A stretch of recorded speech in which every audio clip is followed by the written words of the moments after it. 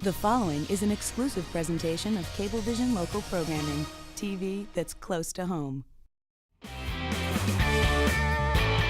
If we all think hard enough, we can pinpoint back to our favorite puppet as a child. Mine was Miss Piggy. But did you ever wonder what it would be like to create your own character and perform with it on stage? Our first story introduces you to a master puppeteer who's encouraging today's kids to do just that. The letter C. The letter C is in community. I want to do puppetry all my life. I always played puppets and did puppetry and sculpture and drawing and stuff like that, and acting and singing when I was a kid. Always, always, always. Tim Young moved to New York City from South Carolina with a vision to write a theatrical production using characters from his childhood. Finding an outlet was the hard part, as there weren't many openings in commercial theater for someone like himself. As a puppeteer, I did the let's try to work for Sesame Street or a movie kind of thing. I didn't like auditioning for cattle calls and the movies and stuff like that. Frustrated with traditional venues and outlets, he decided to try to do his own thing by starting a nonprofit in Brooklyn called Puppetry Arts. Welcome to Puppetry Arts. It's nice to have you here. The idea was to appeal to community kids and teach them how to make animals and perform inside schools. The challenges for the endeavor were enormous. We went around and did what we called meet and greets, when we take a puppet character and we just walk around and we meet and greet people and talk and entertain kids and stuff like that. Zoe? Zoe? It's nice to meet you, Zoe. And once we got our first grant, we did our first public performance.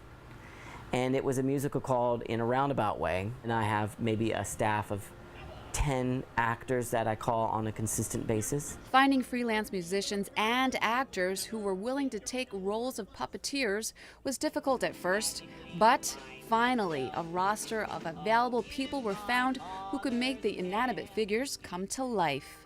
Cricket, his character in the musical Anthropomorphic, has a British sound to it. He would be like, you know, I'm just a little bit lost in these woods here, you know, and I'm just trying to find my way. And I'm sorry, I'm a little bit squished because I was inside a plastic bag. It's bare-bones storage for the many personalities that are made up of couch foam and felt. Other material is called Scott foam or reticulated foam. It's all flat and you layer it, and then I sculpt it to do the shape of the leg, and these are the toes, this is the foot. And it's kind of cute. I like the art of sculpting, and I think that a good puppet maker often has a background in sculpture of different types. This is Boggle, and he's a friend of Big Bro, and all he says is Boggle, Boggle,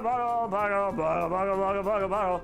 We performed him about 3 weeks ago at a school in Williamsburg. It was so good, and the kids loved Boggle. They laughed so hard. I got your nose. Oh, I got my nose.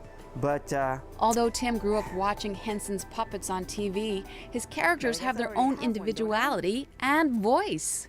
We could be friends, spending a day laughing and singing.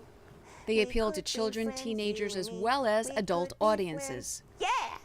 Well, you know, I can see Russia from my house, you know. There are several programs inside the nonprofit. For the last year, the NYU Polytech Robotic Club has been working with Tim on a youth empowerment program in puppetry theater. As part of the teaching program, the club created Granath from an early clay model. Basically, you put it on and you get a controllable dragon puppet. It took the students a year to learn code to program the dragon, and it's the first program of its kind in the school. The code moves every few seconds, so it makes the eyes close and open. When you squeeze the handle, you can see this wire right here. It carries the signal up to the Arduino, which is like the brain of the entire dragon. Nice to be on Cablevision today. The kids are preparing to cover the frame with Lycra as a skin and felt for the scales. He'll be completed and ready to perform in a stage show for October. Everything you see here is all the bone structure, and so it's all raw. You're seeing the internal organs, you know, these are its veins and everything like that. I have to give George Lucas and Jim Henson a barrel of thanks for inspiring me. When Star Wars was made, George Lucas had no resources, very limited funding. There was no technology. He had to create it on the spot. And I think sometimes having limitations makes you create more. This is the organization that is teaching our future theatrical puppeteers. By supplementing their educational experience with hands-on training, Tim makes it fun to learn. And when Ganath takes wing to become a fully formed dragon, we hope to be there when he's completed. For more information on the nonprofit Puppetry Arts, check out puppetryarts.org.